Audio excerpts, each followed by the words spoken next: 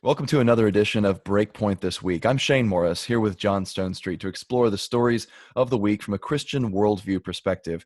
John, we've got some tough issues to get to this week, just tough stuff to talk about. And one in particular, as we record this, several cities are reeling from protest, which in Minneapolis at least, have turned violent and even deadly. And all this outrage is over the killing of another unarmed black man by police officers. We saw an incredibly disturbing video earlier this week of an officer actually kneeling on George Floyd's neck beside his squad car while he begged the officer to stop and repeatedly told him for several minutes that he couldn't breathe.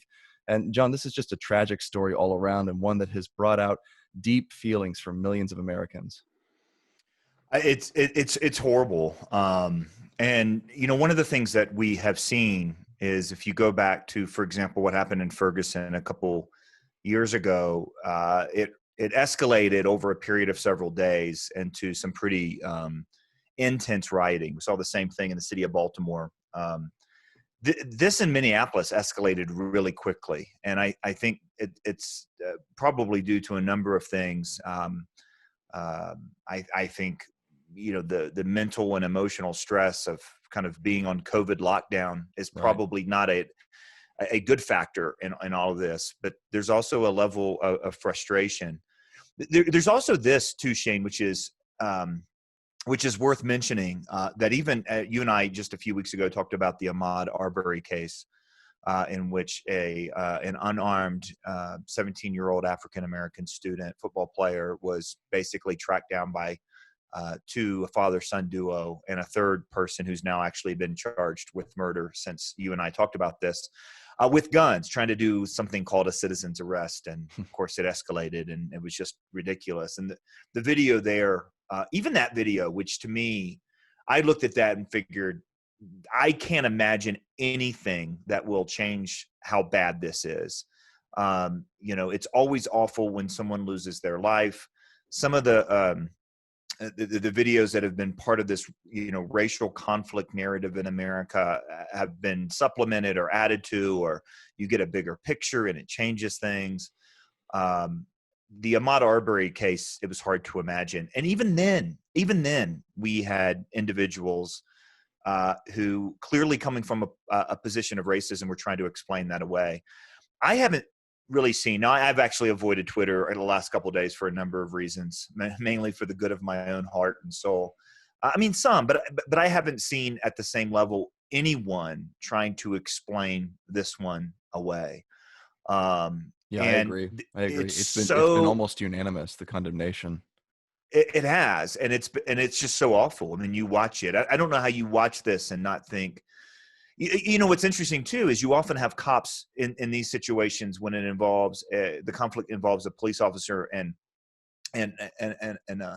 a suspect or something like that ends up deadly. You often have cops defending cops. In this case, everyone seems to condemn this idea that somehow chief fired 4 officers within 24 hours of the video. Oh, immediately.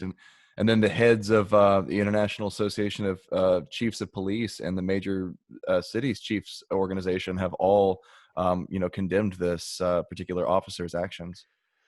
It was 9 minutes, I think, that this officer had his knee in the back of the neck of this gentleman, and it ended up costing him his life, even while bystanders are pointing, saying he's unresponsive, he stopped breathing. There's all kinds of things. It's just horrific. It turns some. Here's the other thing too, Shane, that I felt like you're almost guilty for not posting a comment. It was almost like you're expected to post some. I was so disgusted, I didn't know what to say. I was so sick to my stomach. I did not know what to say. I don't know what to say, for example, on our BreakPoint commentaries. We talked about that this week. 3.5 minutes. What do you say other than this is awful? There's no room for this on any level.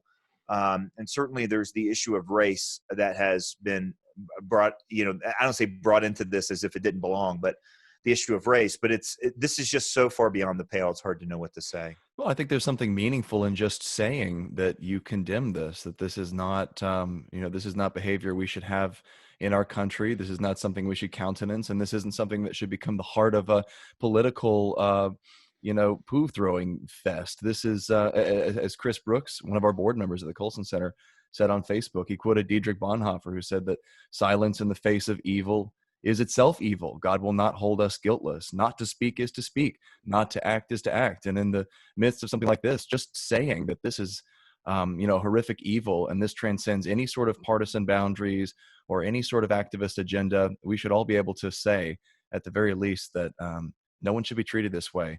An image bearer of God is dead now because of this brutality.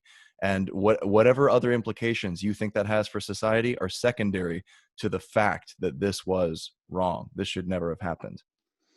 Yeah, no question. And it seems to be that this is the consensus that just about everyone's landing on. I mean, again, the explanation to, call Ahmaud Arbery a bad actor in that case is not. I haven't seen that in this one. It's just it's so heart-wrenching. But it also, we need to spend some time talking about the race issue, right? Because it's getting harder and harder and harder to explain away, as some people are trying to do or have tried to do over the years. This incident and this incident and this incident, it doesn't add up to the fact that we still do have some issues here. We're missing the whole thing if we don't see this as many see it, which is as the latest in a string of incidents. This is, the latest in a drumbeat of racial injustices. That's the, that is how it's received by a huge percentage of the country. And we need to be able to speak to that. Well, one of the things that broke my heart on this issue years ago, and I think we talked about this a couple weeks ago, but when I looked into this issue at a level that I had not before, having been raised in a largely white community, largely, Southern kind of place, I knew I disagreed on this issue on all kinds of issues with, liberals, with, even African-American leaders who were politically liberal, religiously liberal, Christian liberals, if you're talking about Jesse Jackson or, Louis Farrakhan or something like that. Right. The kind of people who say if you don't support the killing of black babies, then you're racist. I mean, that. Right. Yeah. I mean, all kinds of things, like disagreements there I could find. But when I realized I disagreed with my friends, Carl Ellis and Chris Brooks, it changed things for me. And when, years ago, Chris and I talked about this on a BreakPoint This Week episode where, he described the conversations that he had to start having with his children about, when you get pulled over, this is what happened, and this is what you do, and never do this and never do that. And, on the list of important conversations I want to have with my son, that probably is pretty far down the list. For him, it's at the top of the list. And this is at no level trying to say that all cops are bad actors in this. Right. I mean, the number of cops condemning this action, for example, are significant.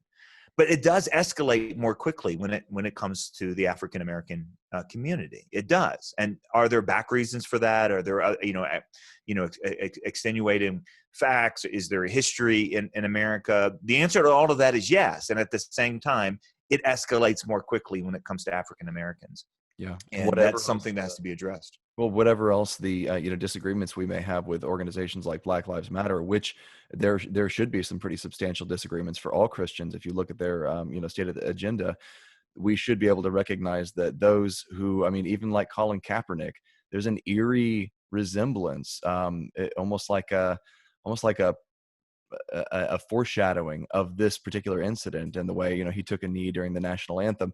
And his intent there, whatever you think of it, was to protest what he saw as a systemic racism issue in regards to police brutality. And so that's going to be reinforced now just immensely. And we're going to have to be able to deal with it as the church. We're going to have to be able to speak credibly to our African-American brothers and sisters and show that we really do care. We're speaking as two white guys here. I think we need to take this very seriously.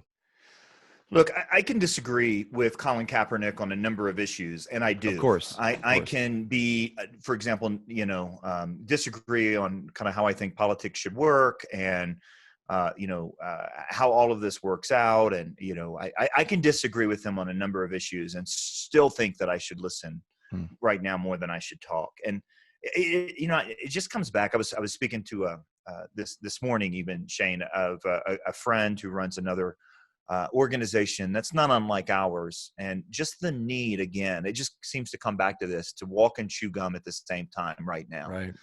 I can, for example, believe desperately that there are extenuating circumstances, and that the rioting that has happened in response to this is wrong and awful and doesn't help the cause whatsoever. And it actually is a disrespect of the life that was lost. I can believe all of that, Right. and still think what this police officer did was wrong, and still believe in the goodness of a whole lot of police officers, and still believe, by the way, that not all police officers are perfect, and that, not all suspects are perfect, and there might be extenuating circumstances, and that this, what was it, forgery?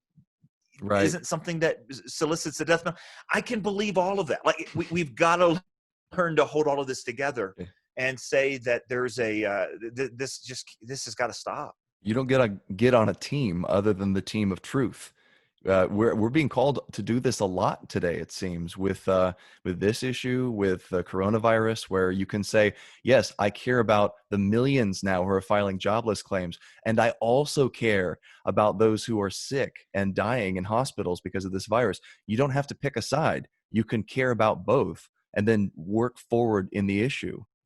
Yeah, it is getting harder and harder and harder, and I think unless we continue to come back to the fundamentals, where we Yeah. start as Christians, every single person is made in the image of God. This victim, this person who died too soon, is made in the image of God. The police officer that made a terrible mistake, made in the image of God. And I don't know how you even begin to process this outside of this. We also had. I want to come to the other story that was initially told alongside this one, but it seems to pale in comparison to this one at any sort of level, which is the story of, I guess the popular title is the Central Park Karen, where here you have a New Yorker who is called out for not having her dog on the leash, responded really poorly, and actually called the police, basically threatening, hey, there's an African-American man after me trying to kill me, which obviously wasn't true. Trying to actually intimidate the African-American man by threatening to bring the police to him. And not just because the police intimidate all of us, but particularly because of the history there. I mean, it was just ridiculous. And then you had, man, that escalated quickly too. She lost her dog. She lost her job. She's the most, hated person on Twitter, other than this police officer. And can I also believe at the same time that the Twitter shaming of people, that she did something really dumb and wrong, and maybe it was out of a racist impulse, maybe it was she had a really bad 30 minutes, that, if my worst 30 minutes were put on Twitter, I'd be embarrassed too. And she did it horribly, and what she did was a racist act. Yeah. But I'm not sure she can show her face in New York City again. The escalation of things right now is so quick. How do we explain that? Well, which is why we need to be careful, to remember that each person is a moral agent and someone worthy of, respect and dignity and consideration in the midst of a culture that wants to do everything, trial by social media style. And in some instances, it's just so clear that something incredibly wrong was done, as is the case with the George Floyd incident. But, and the same with this Central Park incident. But that doesn't necessarily mean that we are entitled to do justice as a social media mob. And we have to be careful in our response to that, not to, as what did Rod Dreher say, that she was crucified or flogged or something along those lines by a social media mob. But it harkens back to the whole Justine Sacco case years ago, where this woman's life was ruined while she was on the plane Oh, right. across the Yeah. Atlantic because of a tweet she that was actually misunderstood. And then, she got fired and her whole life was changed. And now it'll never be the same because of this Twitter shaming. So yeah, we gotta walk and chew gum at the same time on a whole lot of different levels here. We also have to take a quick break. We'll be right back, folks, to talk about more of the stories of the week from a Christian worldview perspective. Stay with us. We're back on Breakpoint this week, talking about the stories of the week from a Christian worldview perspective. And John, one of the things that we mentioned in the last segment was the catastrophic economic ruin that's been wrought by, the coronavirus and the shutdowns subsequent to that. And we have a new report out this week that more than 40 million people, the equivalent of 1 out of every 4 American workers, have actually filed for unemployment benefits since mid-March at this stage. And this is just an astonishing tally that actually, according to experts, rivals the bleakest years of the Great Depression. And people are continuing to lose their jobs, and it's just continuing to sort of escalate. The government has actually reported that as of Thursday, 2.1 million people had filed unemployment claims just in the last week.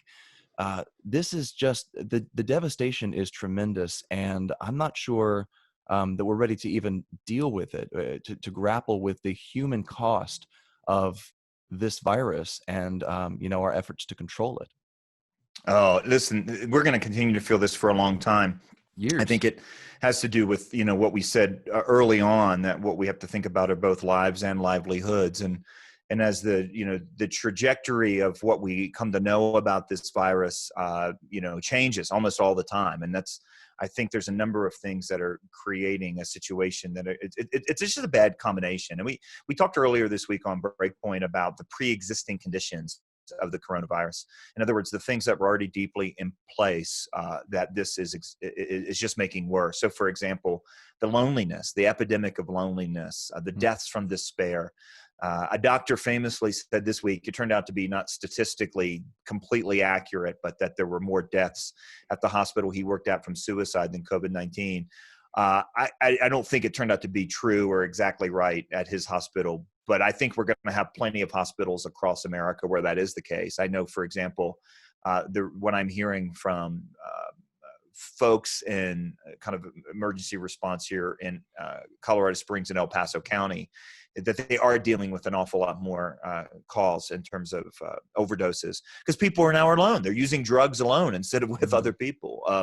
And then, of course, suicide. And this is connected.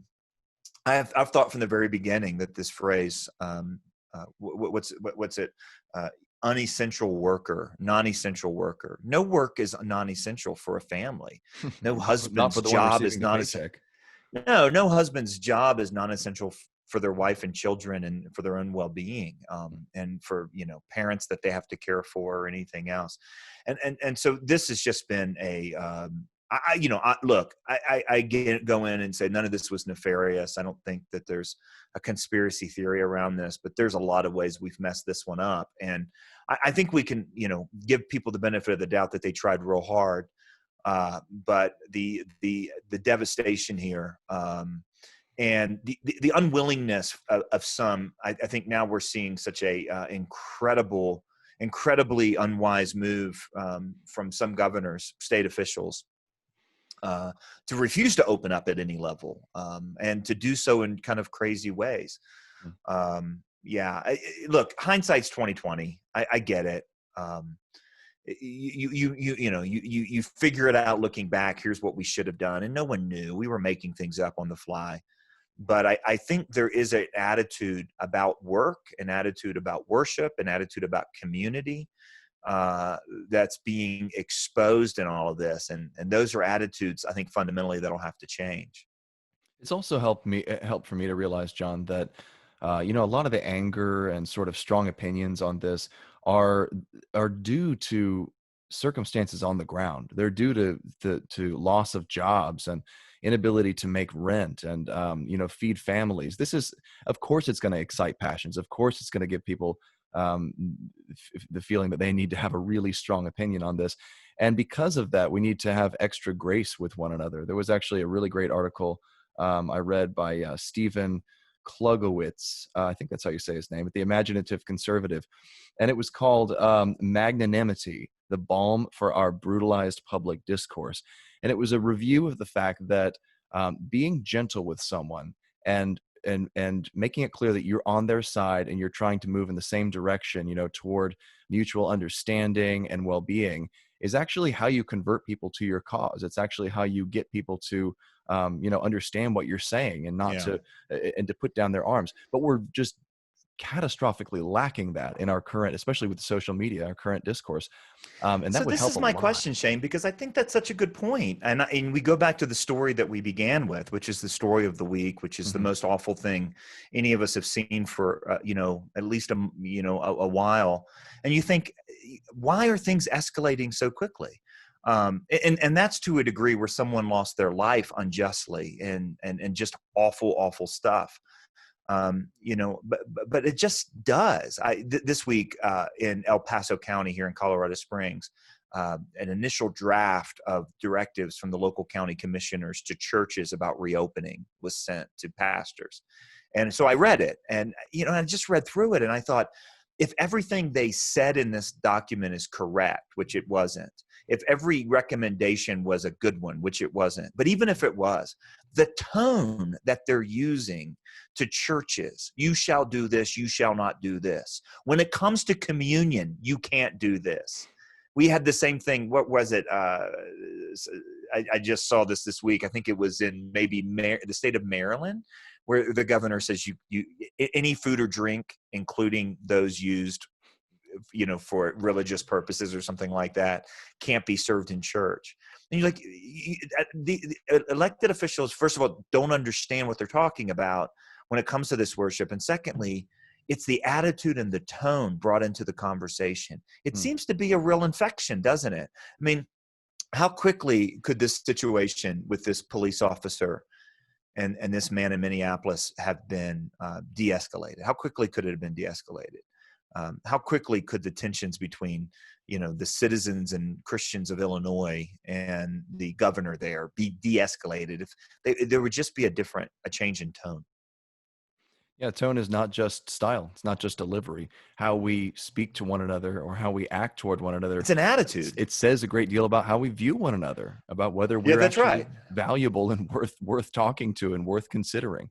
I go back to the National Prayer Breakfast and Arthur Brooks's terrific speech at the National Prayer Breakfast, which caused That a was lot of very people to good. be grumpy. But, he talked about that idea of scorn, just this sense that it's just a sense that people aren't worthy of our attention, or people aren't worthy of our I might call it respect. It's flippancy. I might quote the screw tape letters and call it flippancy. Screw tape says that there's no finer armor against the enemy that you can build up around a man's soul than to make him flippant. And the enemy, of course, in that context being God. being God, right? I'm a Yeah. scoffer and angry and hateful toward everyone you talk with. It's just, that's the state we are in so many different contexts right now in our culture. Yeah. Well, we're going to take a quick break, folks, and we'll be right back after this to talk about more of the stories of the week from a Christian worldview perspective. By the way, if you want to see the stories that we're talking about this week, if you need links to them, come to breakpoint.org and we'll tell you how you can access all of those. Stay with us. We're back on Breakpoint this week talking about the stories of the week from a Christian worldview perspective. John, another one that sort of harkened back to my high school days this week. We had the lead singer of Hawk Nelson, John Steingard, who's been the frontman for quite some time now. As they become more popular on Christian radio, he came out on Twitter and said that, or not Twitter, it was Instagram, and said that he no longer believes in God. He's abandoning the Christian faith. And it was just sort of eerily similar to a whole slew of Instagram apostasies that we've seen from Christian celebrities in recent days. The themes were so similar. The notes he hit were just eerily reminiscent of stuff we've seen before. And it makes me wonder, is there a script somewhere for, coming out as an atheist or an unbeliever as a Christian celebrity? I don't get where the similarity is coming from here. Well, first of all, there's a phrase called Instagram apostasy. Just the fact that I don't know if that's choice. original to me or you, but Is that right? I'll I'm take pretty sure credit it's even you. if I it's not. think Okay, I've all seen right. it around. Like, I think it's caught on, but it's certainly a thing. There's so much to talk about. I thought Sean McDowell wrote a terrific article. Sean, of course, is speaking as well for our Truth, Love, Together event, and he addresses some of the doubts and concerns that John Steingard actually mentioned, which brings up, at least one part of this that we should talk about. But Sean specifically addressed this, and I thought he did a terrific job. First of all, not coming from a place of scorn. And we Right. talked, in our team this week, that it's really hard, because why is it that someone actually struggles with this? He admitted himself that, the band wasn't really together anymore, at least hadn't performed in quite some time. And yet, let me still go on Instagram to tell everyone. Why? Well, I mean, what's the point of that? Why make a big announcement of it? we talked about in Josh Harris's case, for example, why hire a photographer to have a wistful photo looking out into, the middle distance. What's really going on with that? That says a lot more about kind of the cultural context of celebrity and so on. It also says something about how it's easy to get a following with this sort of a story, either denying Christianity or denying some essential aspect of Christian truth and still calling yourself a Christian. We've seen both of those situations and both of those scenarios happen. This is sad, though. I don't want to question the sincerity of his doubt, Of course, yeah. and so on. But And the we don't thing know that, you pointed out in a meeting we had this week that we don't know all that's going on behind the scenes. And we rarely do with this sort of thing, that objections that get put out there, like, science has disproved God, or why do good things happen to, or bad things happen to good people, which, by the way, are all included in his Instagram post, that sometimes they're not really, the real reason. Sometimes they're fronts or excuses for what is actually happening behind the scenes. And we don't know this guy's heart, so we're not sure. No, we don't. I mean, but a couple things to say is those are the go-to questions, right? Why is the Old Testament God different than the New Testament God? Why does God let bad things happen? These aren't new questions, as Sean wrote this week. These are pretty old questions. There's been an awful lot of people that have answered these questions and answered them thoroughly and answered them well. And if you need answers to these questions, those answers are actually out there. And so it's either a situation where he's saying something that's not true. In other words, he's saying, these are my doubts, but really there's something else going on. My experience with students, and I know he's he's an adult, so that may or may not be the same thing.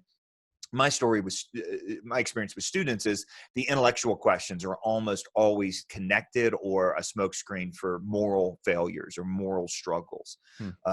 Struggling with sexual orientation, struggling with some sort of deep addiction or something like that. Or a father wound, or something along those lines. So it's either that, or it's really sad because he is describing a situation in which he had these questions and he didn't feel like he could actually doubt out loud. Right. I'm really grateful, by the way, for Brett Kunkel, my co-author in A Practical Guide to Culture. There's a whole chapter and a whole section in that book about doubt, because you got to doubt well. And Proverbs makes a distinction, for example, between the one who's seeking and doubting and the one who's a scoffer and doubting. And it's a very important distinction. So either it's sad because he grew up in a situation where he couldn't ask those questions, or he did ask those questions and they didn't have the answers, which is sad because there's answers. Yeah, the context he was in might not have had the answers. So it's premature to say that he just didn't seek them out. Maybe he did. But Yeah, who knows? But you can't read the first 5 chapters of a Lee Strobel book without getting answers to those very questions. And I think they're very good answers too. And if someone doesn't think they are, then I'd like to talk to them. But there are answers. But there's an attitude here too, Shane, that we need to talk about. If you're a mentor or a youth pastor and you don't allow the question, what the student hears is Christianity can't handle it.